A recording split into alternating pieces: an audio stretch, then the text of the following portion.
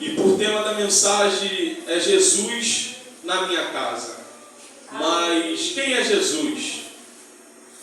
Como entender o porquê Jesus veio e o que Jesus veio fazer na face da terra? Diz a Bíblia que o apóstolo Paulo, ele escreve que todo o povo pecou e por causa deste pecado todo o povo ele foi destituído da glória de Deus. Diz a Bíblia que diante desse destituir da glória de Deus, Deus ele vai enviar o seu Filho para morrer pelo meu e pelo seu pecado. Tanto que o nosso presbítero William louvou aqui um hino da harpa que eu acho lindo, que mexe realmente com a gente. Jesus ele vem, inicia o seu ministério, com 12 anos Jesus está ensinando no templo. Diz a Bíblia que após essa aparição, Jesus some novamente, retorna aos 30, é batizado por João Batista no Rio Jordão. Após esse batismo é levado ao deserto, impelido pelo Espírito Santo, provado, tentado, passado na provação e na tentação, Jesus regressa à sua cidade de origem, a Galiléia, Jerusalém, e ele começa a ensinar o povo e escolher os seus discípulos. Diz a Bíblia que após essa escolha, Jesus ele começa a fazer ali o seu ministério. E diante do livro a qual nós lemos, que é o livro de Marcos, capítulo 5, quem é Marcos? Marcos ele é alguém que no livro de Pedro, 1 Pedro capítulo 5, versículo 13, ele é chamado por Pedro de filho. Aquele filho que aprende aos pés de Pedro. Esse Marcos também se encontra no livro de Atos 12, no capítulo 12, versículo 12 ao 14. Ele é filho de Maria, está dentro daquela casa que após Pedro sair da prisão, ele vai bater na porta. Diz a Bíblia que agora Paulo, ele pregando o Evangelho no livro de Atos, capítulo 15, Marcos ele quer seguir a Paulo juntamente com Barnabé para uma missão. Só que Paulo ele vai olhar para Marcos e ele vai dizer para Marcos e para Barnabé: olha só, por enquanto Marcos ele não está pronto para seguir o ministério com a gente. Eu não olho para Marcos e vejo firmeza em Marcos.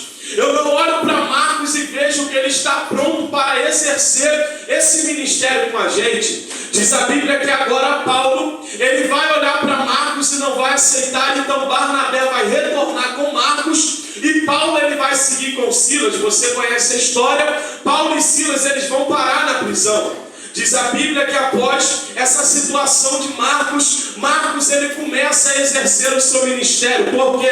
Porque o primeiro não que a gente recebe, como o pastor ele bem já disse, vai provar e vai mostrar se verdadeiramente a gente está determinado a seguir o ministério. Glória a Deus.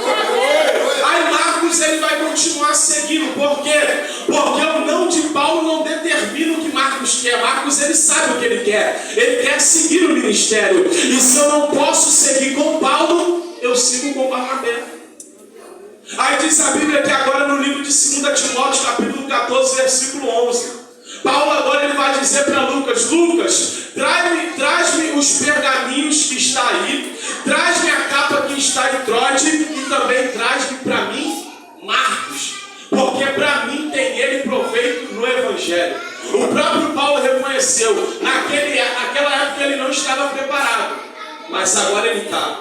Naquela época ele não podia seguir a gente porque não tinha experiência, mas agora ele adquiriu experiência. E agora, Marcos traduzindo para Pedro, ele vai escrever o Evangelho de Jesus. Agora ele escreve passo a passo do que ele ouve de Pedro, a trajetória de Jesus.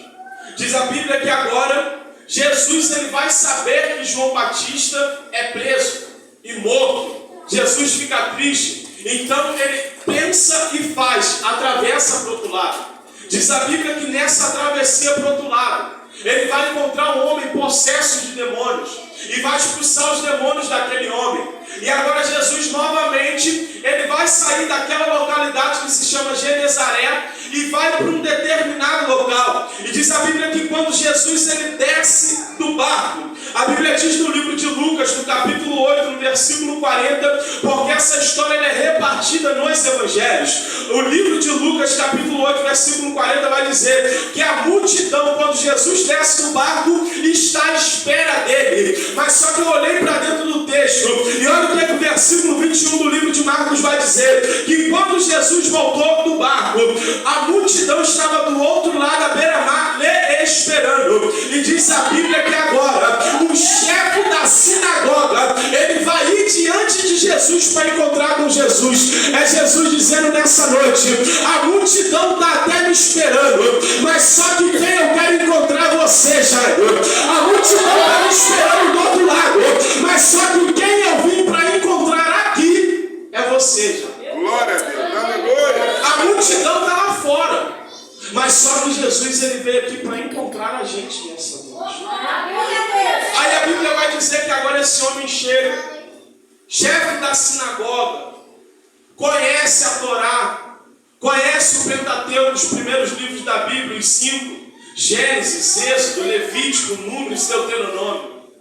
Sabe de qual salteado, ensina no templo, oferta no templo, recebe oferta, direciona o povo aonde sentar. Só que agora ele tem um problema dentro da sua casa. Por quê? Porque servir no templo não vai te isentar de problemas. Ofertar no templo e receber oferta não vai te isentar de problemas. Servir a Deus não vai te deixar como alguém que está totalmente protegido de problemas. Aí agora a Bíblia vai dizer que a sua filha começa a passar mal. No livro de Marcos, capítulo 5, versículo 23, que nós lemos, diz que ele rogou com insistência. O que é você rogar com insistência? Quem aqui tem filho, levanta a mão. Rogar com insistência é quando o teu filho ele vê algo vendendo em algum lugar e ele fica para você: compra, mãe, por favor. Você diz: daqui a pouco na volta a gente compra, e ele fica: compra, mãe, por favor. Aí você diz: não, depois a gente compra, e ele fica: mãe, compra, por favor. Até o momento em que você é cedido e acaba comprando. Então era isso que Jairo ele fez com Cristo. Por favor, vamos na minha casa. E conjecturo eu que Cristo está lá fingindo que não está ouvindo. E ele fica: por favor, vamos na minha casa. E esse rogar com insistência, como um filho faz. Ele pegou na mão de Jesus: vamos na minha casa, por favor. Com insistência: por favor, mestre, vamos na minha casa. Por favor, Senhor, entra na minha casa, porque eu estou com um problema lá e estou precisando do Senhor. E diz a Bíblia que agora, como no versículo 24 da minha Bíblia diz, e Jesus foi com ele. E diz a Bíblia que agora no versículo 25, estava ali uma certa mulher que por 12 anos sofria de uma hemorragia. Gente, não tem como pregar sobre Jairo sem citar a trajetória dessa mulher, nem que seja para dizer um pouco sobre ela. Tem ocasiões na Bíblia que não tem como você pregar sobre o atual sem dizer quem é o anterior. Se você for pregar sobre Josué, você vai dizer quem foi Moisés. Se você for mencionar sobre Eliseu, você vai dizer quem foi Elias. Se você pregar sobre Pedro, você vai dizer quem chamou ele, quem escolheu ele e quem designou ele como pastor da igreja. Então não tem como pregar sobre Jairo e passar despercebido da história dessa mulher. E quem é essa mulher, como o texto por si só já diz? É uma certa mulher. E quando o texto diz com essa expressão, uma certa mulher ou um certo juiz, é alguém que ainda que parecia que está na sociedade, mas meio que não tem importância. Quando é citado uma certa mulher, ou ela é abandonada, ou ela não tem esposo. Pode perceber que quando diz a respeito de algumas mulheres, diz, e fulana, mulher de fulano. E essa mulher que só diz uma certa mulher, para a sociedade não tem valia, para a sociedade não tem importância, não pode viver no meio do povo porque está sangrando. Só que diz a Bíblia que ela bota na mente dela e toma atitude. Por quê? Porque não adianta a gente botar na nossa mente e não sair da zona de conforto.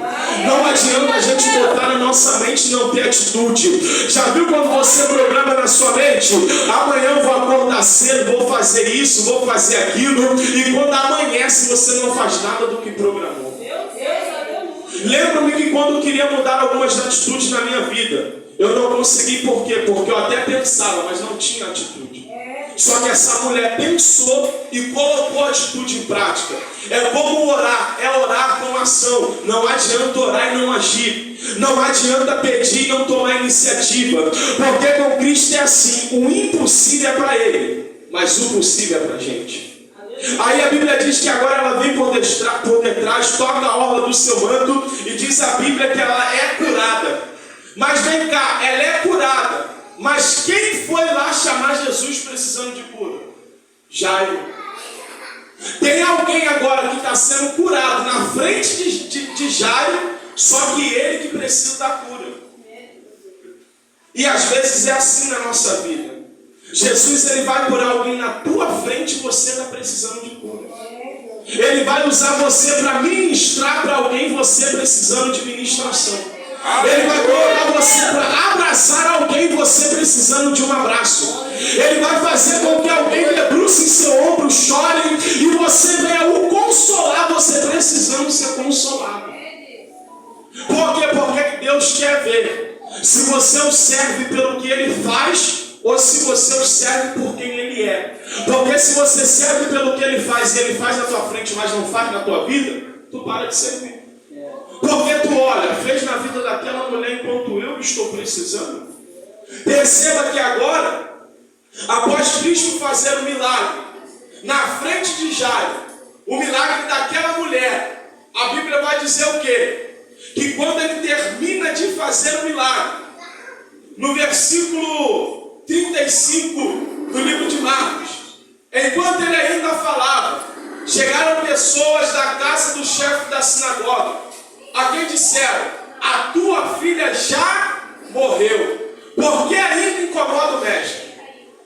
Imagine Jairo pensando na mente dele. Me permita aqui pensar como Jairo.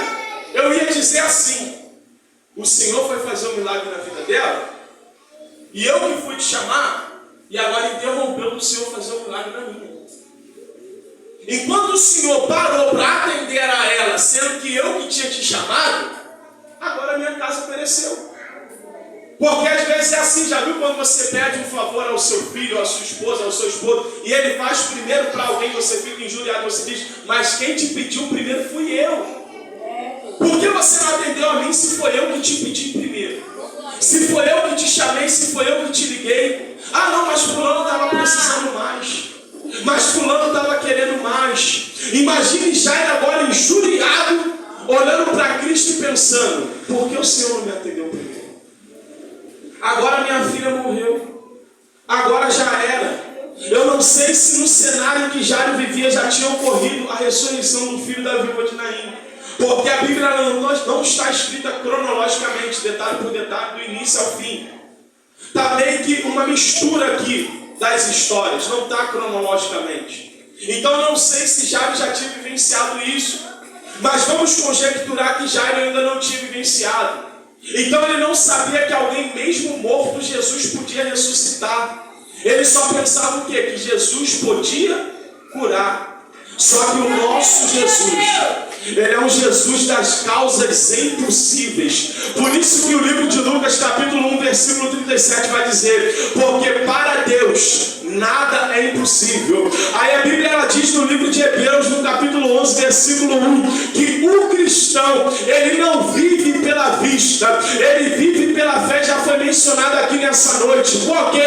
Porque pela vista a menina morreu, pela vista a casa de Jairo já era, pela vista a tua casa já está de cabeça para baixo, o teu filho não tem mais mudança, o teu marido não tem mais situação. Mas só que Deus me trouxe aqui nessa noite para dizer para alguém: não viva pela vista, mas viva pela fé. Na tua visão está tudo acabado, na tua visão não tem mais jeito, mas só que através da fé ainda há solução para a tua casa, ainda há solução para o teu filho, ainda há solução para o teu esposo ou para a tua esposa. Porque para Cristo não há nada que não há solução. Para a gente até acha que não tem mais jeito, mas para Cristo sempre tem jeito. Não é vangloriação, mas o Renato me conhece. Hoje ele me olha, vamos dizer, se antigamente ele pensava: não tem mais jeito fulano, não tem mais jeito ciclano. Se hoje às vezes ele olha para ele mesmo e pensa: eu não tenho mais jeito, não tenho mais mudança, não tenho mais nada. Aí Deus faz o quê? Cria um cenário, cria uma situação, traz o Renato para o culto. Hoje quem é o pregador? Ramão. Aí Renato olha para Ramão automaticamente. Já viu quando a Globo faz a retrospectiva do ano? Renato automaticamente fez a retrospectiva na mente dele. Fumamos junto, bebemos junto, cometemos atrocidades junto, e hoje em dia olha como Renato vem a mão. Então o que Cristo fez na minha vida, Ele vai fazer na do Renato. O que Cristo fez na minha história e anda fazendo, Ele vai fazer na do Renato. Por quê? Porque para Cristo nada é impossível. Para Cristo não adianta a gente dizer não tem mais mudança. Só que o problema da gente é o quê? É querer colocar na mão de Cristo e ao mesmo tempo a gente querer moldar aquilo que não é moldura para a gente. A gente quer fazer do nosso jeito, da nossa maneira, enquanto nós devemos entregar na mão de Cristo. Você acha que possivelmente a filha de Jairo primeiro não tinha ficado doente, ele chamado médico, ele chamado doutor, ele viu que não consertou a situação. Aquela mulher está quantos anos doente? 12. Cristo está quanto tempo exercendo o ministério? 3. Tu acha que ela nunca tinha ouvido falar do ministério de Jesus? Não, só que ela está fazendo o quê? Gastando o recurso dela primeiro. Fazendo da maneira dela primeiro. E às vezes a gente é assim, a gente tenta mudar da nossa forma. A gente tenta mudar do nosso jeito. Fumei cigarro durante alguns anos, vamos botar aí uns 7. Tentei parar, nunca consegui. Entrei para a igreja com 3 dias, parei, Renato. 3 dias. Falei, mas rapaz, tentei tantas vezes, ficava 1, 2 dias, a abstinência batia, fumava. Daqui a pouco eu entrei para a igreja 3 dias. Nenhum cigarro nunca mais na boca até hoje, há 4 anos. Por quê? Porque quando a gente coloca na mão de Cristo, é Cristo que faz pela gente aquilo que a gente não conseguiu fazer. Aí a Bíblia vai dizer que agora, ele vira para Jairo e diz, Jairo, para você não tem mais jeito, mas para mim tem. Crê tu somente? Tu pode fazer isso? Só crê você somente? Então crê, Jairo. Vamos lá na tua casa. E diz a Bíblia no livro de Marcos, capítulo 5, versículo 37. E não permitiu que o acompanhasse, com exceção de Pedro, Tiago e João, irmão de Tiago. Quando chegaram à casa do chefe da sinagoga, Jesus viu o alvoroço dos que choravam e lamentavam muito. E entrando disse-lhes, por que fazeis alvoroço e chorais? A menina não está morta, mas está dormindo. Perceba isso. Quando Cristo chega na casa dele, ele não permite que todos os que estavam ao redor ou ali entrassem para dentro da casa. Não. Somente Pedro, Tiago, João, Jairo, a mãe da menina e a menina que estava lá dentro. Por quê? Porque tem coisa que Cristo quer fazer na nossa vida que tem gente que não pode acompanhar. Tem gente que não pode ver. Por quê? Porque ao invés de te ajudar, te ensinar, te incentivar, ele quer te colocar para baixo. Ele quer te desmotivar. Antes de Jairo chegar na casa, já aconteceu a desmotivação. E a desmotivação não vem de quem Jairo não conhecia, porque para ter acesso à casa dele, Jairo conhece. E às vezes é assim, quem a gente conhece, que a gente pensa que está nos apoiando, está nos colocando para baixo. E muitas das vezes Deus tem tentado distanciar essas pessoas da nossa vida, mas nós não temos permitido essa distância. Às vezes você não entende porque fulano não te procura mais. Às vezes você não entende porque alguém não te liga mais. Às vezes você não entende porque alguém não te manda mais mensagem. É por quê, Ramon? É porque é Cristo querendo tirar da tua vida as pessoas que te impossibilitam de viver o propósito. Ah, mas o que é propósito e promessa de Deus ninguém pode pedir? Pois bem, não pode pedir. Mas só que perceba a trajetória de Abraão e Ló. O que é que Cristo vai dizer para ele? Sai da tua terra, da tua parentela, da casa de teu pai, vai para uma terra que eu ainda te mostrarei. Jesus, Deus falou, leva Ló contigo? Não. Só que agora Ló vai com ele. E quando Ló vai com ele, vai haver discussão. Vai haver separação. E Abraão vai dizer para ele, rapaz, escolhe o teu lado que eu escolho o meu. É o que? Abraão entendeu. Então que nessa noite nós possamos entender que nem todo mundo é para estar do nosso lado. Glória a Deus, aleluia. Porque tem gente que ri com a gente, brinca com a gente, até nos parabenizam, mas por dentro Esquece, não está feliz com a tua conquista, não está feliz com o teu casamento, não está feliz com a estrutura da tua casa. Não diga estrutura material, fala estrutura espiritual. Porque tem gente que é assim, ele quer até te ver bem, mas nunca melhor do que ele. E eu anotei uma frase aqui para lhe dizer: às vezes o seu crescimento requer novas companhias, novos ambientes, uma nova mentalidade. Não fique onde você não pode crescer. Sair de certos ambientes dói, mas é favorável. Deixar certos tipos de pessoas dói, mas é favorável. Lembra de José? Para ele ter o crescimento, ele teve que ser o quê? Bem distante dos seus irmãos. Porque a primeira vez que ele foi contar o sonho, o que os irmãos fez com ele? Vamos matar, vamos jogar no calabouço. Imagine no meio do processo dele se ele ainda estivesse no meio dos irmãos. Não tinha acontecido. Porque eles iam fazer de tudo para paralisar a obra de Deus na vida de José. Então que nós possamos entender nessa noite. Às vezes é doloroso um amigo te convidar para certo lugar e você dizer não. Mas aprenda a dizer não. Às vezes eu brigo muito com a minha esposa em forma de chamar a atenção de que ela nunca consegue dizer não. Tudo que os outros pedem, tudo que os outros ligam, tudo que os outros não sei o que é sim, tudo é sim. Gente, o ser humano ele é formado por duas palavras: não e sim. Quando Cristo foi se encontrar numa certa situação que um jovem disse para ele: mestre, tu és bom. Ele disse que não, eu não sou bom. Bom é meu Pai que está no céu. Por quê? Porque Cristo ele sabia também dizer não. O povo está seguindo Cristo somente por causa do pão. Por quê? Porque tem gente que só te segue pelo que você tem a oferecer. Não te segue pelo que você é. Não gosta da tua amizade por causa que gosta de você, não. É porque o que você tem a oferecer. Aí Cristo vai dizer para eles: olha só, vocês só estão me seguindo por causa do pão. A partir de agora não tem mais pão. A partir de agora é palavra. Quem quer continuar na palavra? Aí a Bíblia vai dizer que disseram, durante esse discurso, e os discípulos, não era quem seguia, era discípulo, retrocederam. Aí ele vai perguntar para Pedro: e aí, Pedrão, quer ir com eles? Aí ele vai dizer: não. Para quem eu irei? Se só o Senhor tem palavra de vida eterna. Por isso que às vezes eu glorifico a amizade de algumas pessoas na minha vida. Por quê? Porque não estão do meu lado pelo que eu posso proporcionar para eles, mas estão do meu lado por causa de quem eu sou.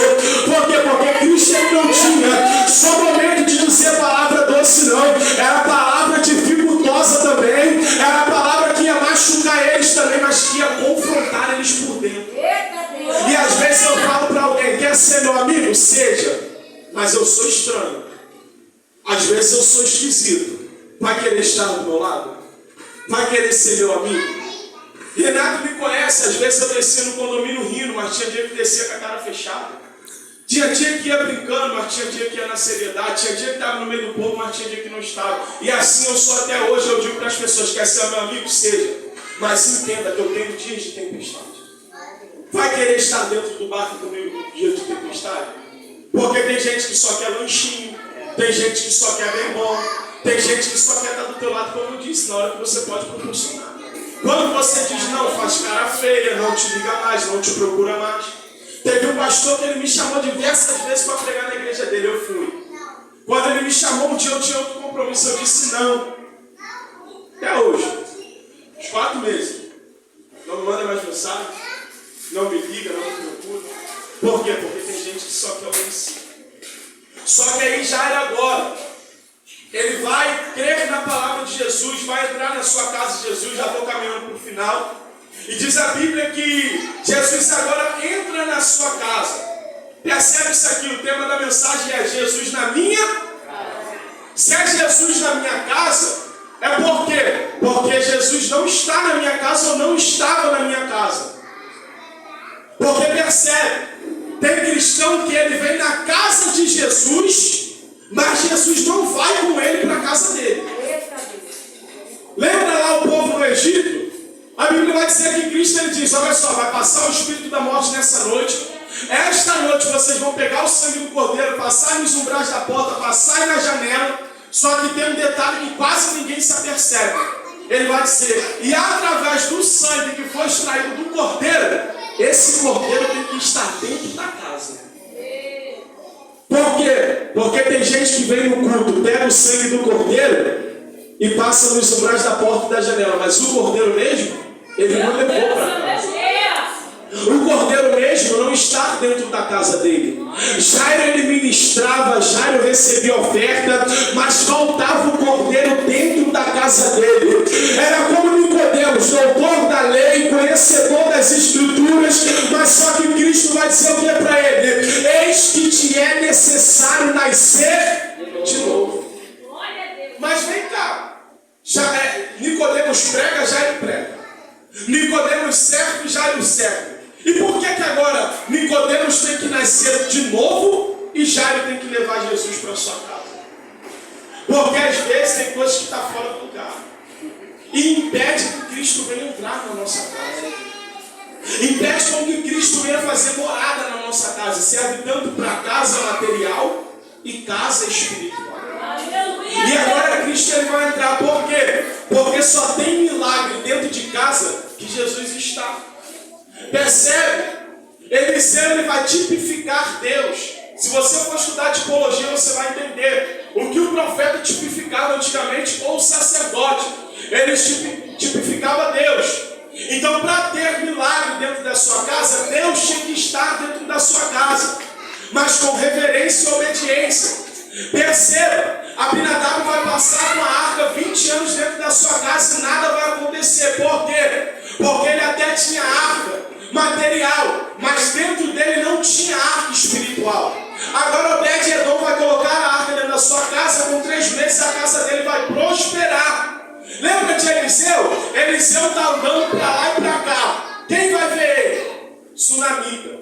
E ela vai dizer o quê? Amor, eis que ali vai um santo homem de Deus.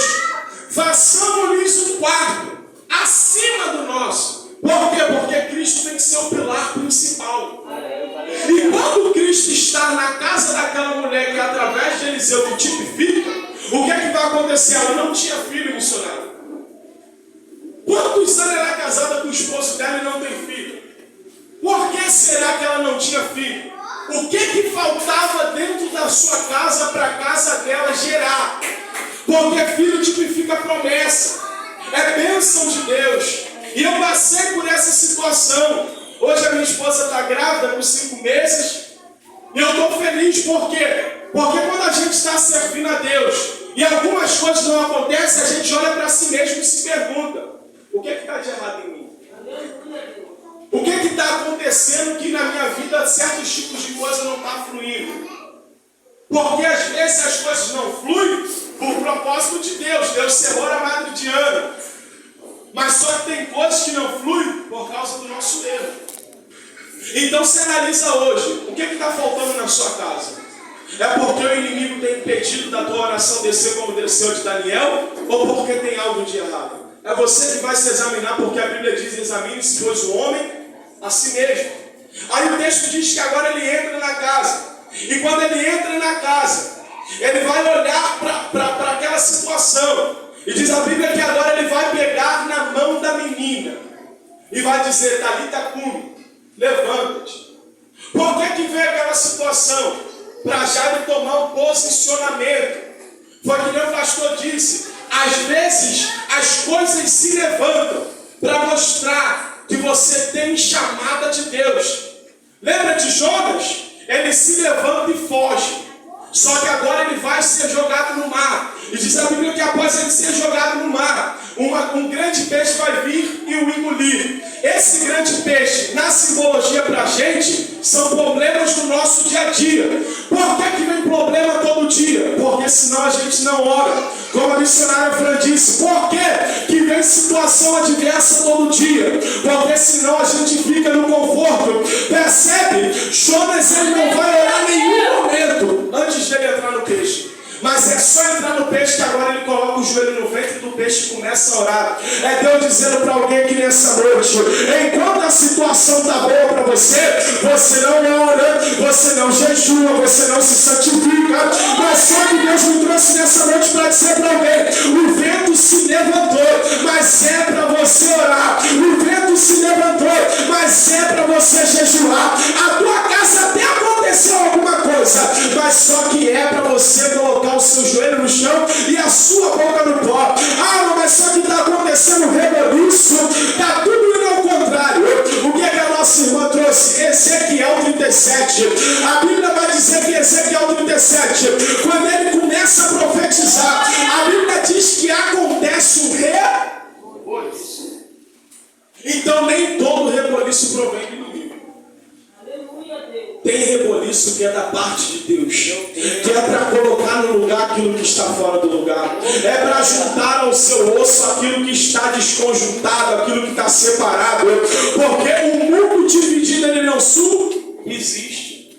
Andarão dois juntos se não estiverem em concordância.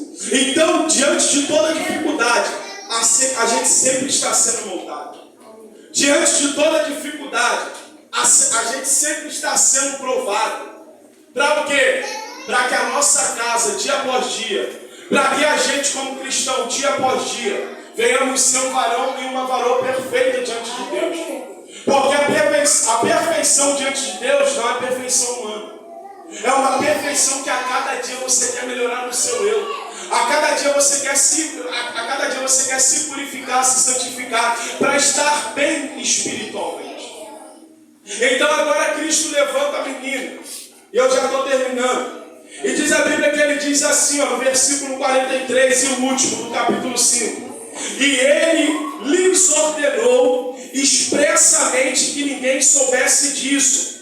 E mandou que dessem de comer a menina. Percebe isso aqui? Quando se fala para dar de comer a alguém, você está alimentando este alguém. E quando se fala de alimentar, se fala de cuidados. Então vamos conjecturar aqui. Jairo e a mãe da menina, após a ressurreição, precisavam cuidar dela. Preste atenção nisso. Após a ressurreição, eles precisavam dar uma atenção para a menina. O que é que nós podemos aprender aqui? Após o casamento restaurado, precisa-se de atenção e alimento. Após uma aliança acertada com Cristo, uma aliança renovada, com Cristo diante do altar, precisa-se de um cuidado. Diante da vida espiritual, precisa-se de um alimento e de um cuidado. O que é que Cristo pode nos ensinar aqui? Eu até ressuscitei a menina, mas ela só vai permanecer viva se vocês derem de comer. E às vezes é assim, a gente pede um casamento estruturado, mas a gente tem alimentado esse casamento, ou a gente tem tratado o nosso esposo mal, ou a gente tem tratado a nossa esposa mal. A gente pede um filho a Deus, e quando Deus nos dá o filho, será que a gente tem dado carinho? Será que a gente tem alimentado e cuidado? Às vezes a gente pede um emprego a Cristo, mas quando Cristo abre a porta de emprego, a gente chega cedo? A gente serve aos nossos patrões com dignidade, honestidade e retidão? Isso tudo é cuidar daquilo que Deus ressuscitou para a nossa vida. Às vezes a gente pede um ministério a Cristo, os dons espirituais. Lembra do início da sua caminhada? Quem aqui já tem um tempo de cristão está na iniciativa? Quem está na iniciativa está pedindo, mas quem já tem um tempo, adquiriu, ganhou de Deus o dom, e quando Deus quer te usar, o que você faz? Que isso, Jesus? Vou entregar esse rolo para fulano, não. Ué, tu pediu para ele te dar, e agora que vem, tu não está dando um alimento? Ah, Jesus, eu quero louvar. Eu gosto até de louvar, mas depois de ser varão aqui não tem como. Mas só que aí você pede o dom de louvar. Depois que Deus te dá o dom de louvar, pastor Hélio vem, fulano quer a oportunidade. Quero não, pastor. Você pede a Deus o dom de pregar. Quando Deus lhe dá o dom de pregar, o dom da sabedoria, pastor Hélio, pastor Alexandre, vem fulano pregar. Não, pastor, quero não. Isso é alimentar aquilo que Cristo ressuscitou. Que nós venhamos entender que Ele até ressuscitou, mas a gente tem que cuidar. Ele até ressuscitou, mas a gente tem que alimentar. Ele até ressuscitou, mas a gente tem que zelar.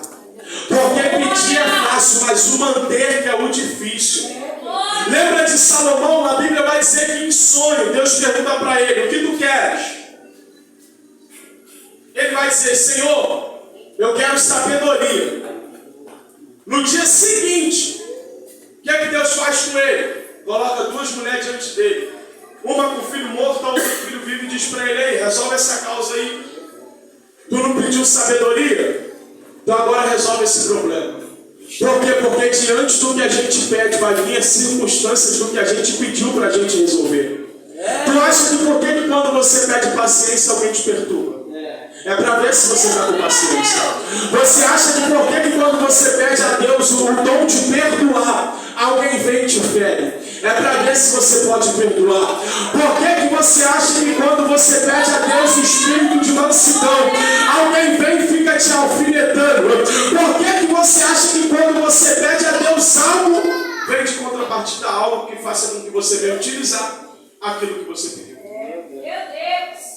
É você dar o alimento e cuidar daquilo que Deus entregou na sua mão. Porque havia um homem que entregaram na mão dele um talento. Ele fez o quê? Enterrou, podendo granjear. Mas só que ele olhou para os dois amigos e pensou, pô, meus amigos têm 3 e o outro tem 5, eu só tenho 1. Tem gente que com 5 fica com 5, tem gente que com 3 fica com 3, mas quem tem 1 granjeando, vai alcançando mais. É aquele velho ditado aqui que os de idade mais avançada sabem, de grão em grão a galinha enche. Então que nessa noite você venha se aperceber essa palavra.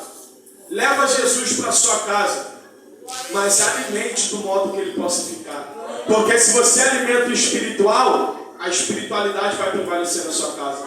Se você alimenta o carnal, a carnalidade vai prevalecer na sua casa. E nessa noite assim eu agradeço.